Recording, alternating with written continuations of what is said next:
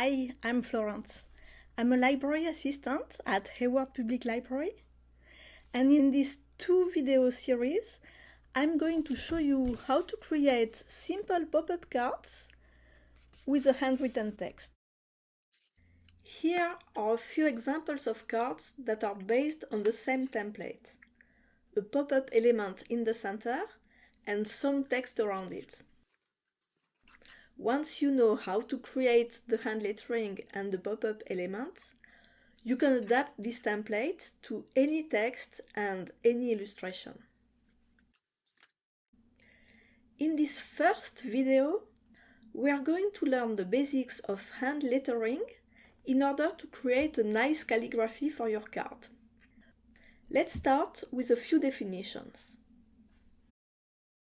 Calligraphy is the art of writing beautifully. So it's a writing art, performed with pens or brushes. Calligraphy includes traditional calligraphy, which follows the rules of classical writing styles, as well as modern calligraphy, which is any calligraphy that doesn't follow the rules of classical styles. Hand lettering, on the other hand, is the art of illustrating letters. So it's a drawing art, it's illustration, and it can be done with any drawing medium. Faux calligraphy is a lettering technique that imitates calligraphy, but you draw in the thick parts of the letters instead of creating them with a single stroke. So the end result is visually identical, but the process is different. And hand lettering also includes a multitude of other illustration styles. And now, let's have a look at the materials you'll need to create your hand lettering. The first one is the paper. To be suitable for calligraphy, your paper needs to be smooth, not too absorbent, and not too thin. A high-quality, heavyweight computer paper can work.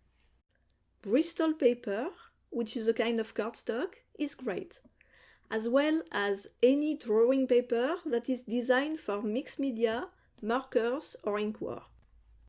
You can also buy papers that are specially designed for calligraphy. They come in two kinds: the practice papers that are lined, and here's another example with slightly different lines. And there are the calligraphy papers that are designed for your final project, such as this one. They come in different colors and patterns. Your other essential piece of equipment is a brush pen. There are lots of excellent brands, so I'm just going to show you a few examples I have at home. These are the Sakura Pigma brush pens. They come in 3 brush sizes: fine, medium, and bold. The best one for our project is the fine tip. Here are the Tombow Fudenosuke brush pens. They come in either hard tip or soft tip. Both are great, it's a question of personal preference. And finally, here's the Fudetouch brush pen by Pentel. I like this one very much. You can also use brush tip markers for lettering. The Tombow Dual are very popular, but you can use many other brands. Because marker tips are thicker though, they work best for larger texts. Regular brushes or water brushes can be used for lettering, but they are much harder to control, especially for beginners. And finally, you can do lettering with any pen or marker, but you'll need to use the faux calligraphy technique in order to achieve the thick strokes. Other useful supplies are a pencil and a pencil sharpener, some erasers, ideally one for pencil and one for ink, and a good ruler. Tracing paper can be useful to lay out your text before you commit to the final version. And if you're left-handed like me, you may also need some blotter or scratch paper to avoid smudges. You can also use fine-tip metallic markers or metallic paints with a very small brush to add highlights to your letters. And now let's have a look at a sheet of lined calligraphy paper and its basic elements. The line you're writing on is called the base line. Just above, the mean line marks the height of the smaller letters, such as the letter A or X, which is why the distance between the baseline and the mean line is called the X height. The ascender line marks the height of your tallest letters, such as L or H. And the descender line indicates the size of letters such as G or Y. Finally, the slant lines are there to help you keep a consistent slant from one letter to the next. And now we are ready to learn the basic strokes you'll use over and over again to form your letters. But first, the golden rule of lettering. Put pressure on your brush pen as you go down in order to create a thick stroke. Release the pressure as you go up to create a thin stroke. Down thick, up thin. And now let's practice the basic strokes. For the down stroke, I hold my pen at an angle, I put some pressure on the tip and I press down. For the slanted version, same thing, but I follow the slant lines. The up stroke is the opposite. I go up with a light hand. And same thing for the slanted up stroke. The underturn is a combination of downstroke and upstroke. So I lift the pressure in the curve gradually. Let's see the slanted version. I lift the pressure and I go back up. The overturn is the opposite. Start with an upstroke and add some pressure as I go down. And same thing for the slanted one. Up with little pressure, add gradually some pressure and go back down. Now for the compound curve, which is a combination of overturn and underturn. We start going up, add some pressure for the down part and release the pressure as we go up again. For the slanted version, same thing, but we follow the slant lines for the two upstrokes. The ovals start with a thick stroke on the left, then release the pressure and complete the circle. Same thing for the slanted version, some pressure in that direction, then release and complete your circle. The upright version can be split in two along a vertical axis, and for the slanted version, same thing, but the axis follows the slant lines. And now the ascender loop. We start at the mean line with an upstroke, so light, then add some pressure and go straight down. And for the slanted version, same thing, but follow the slant line. And finally the descender loop. Start with a long downstroke, release the pressure to create the loop. And the slanted version.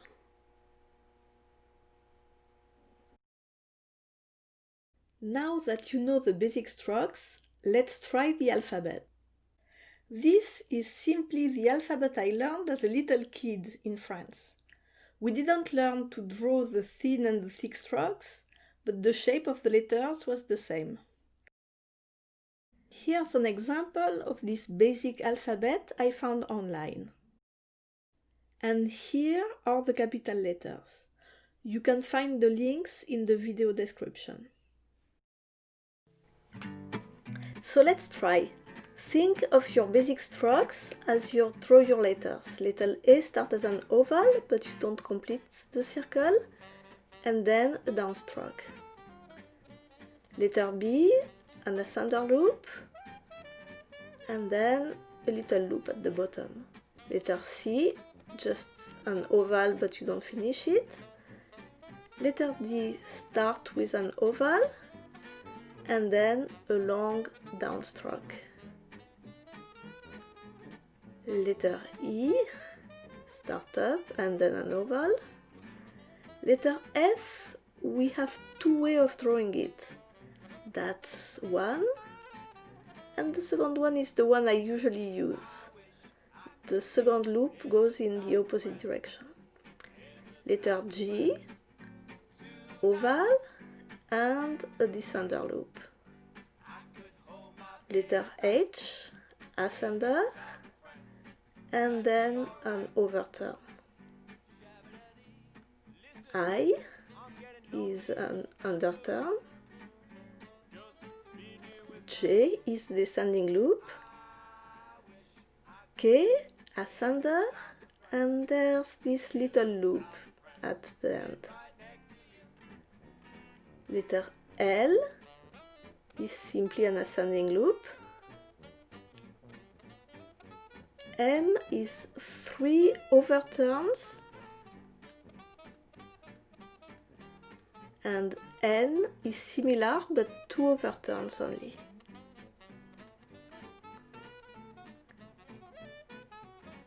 O, that's your oval with a little loop at the end. P is a downstroke and an overturn. Q, oval and downstroke. R and S don't exactly follow the basic strokes, but it's still thick down. And T is a downstroke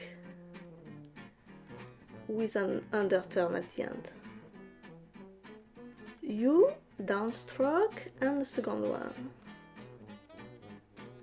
V, underturn and a little loop. W is like 2 V following each other. X is also an odd shaped letter. Y is an underturn and a descender loop. And Z starts like an R, but you add this loop at the end.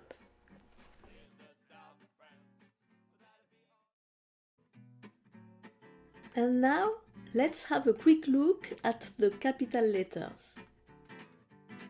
Some parts are different from the basic strokes, but the same principle applies. Downstrokes are thick, upstrokes are thin.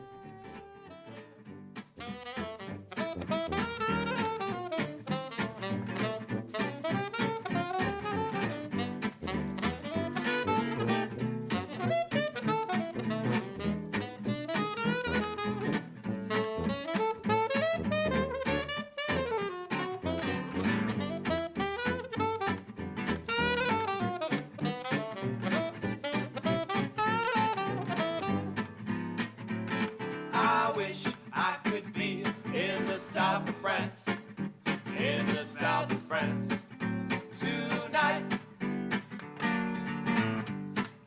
I could hold my baby tight.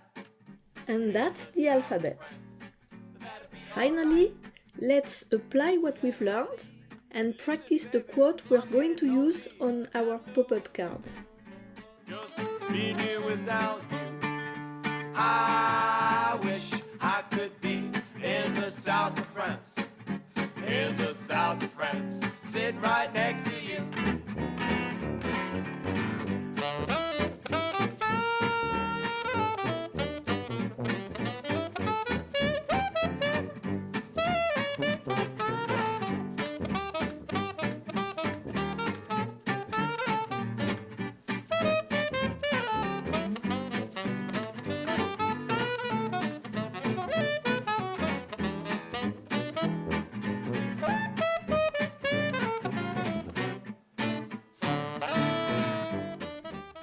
And that's it. As I said, this is a simple traditional alphabet, but once you know the basic strokes, you can adapt them to any style, including your own handwriting. You can also find many hand lettering resources online, including alphabet templates and guides for beginners. Here are a few of my favorite websites and books. You'll find all the links in the video description.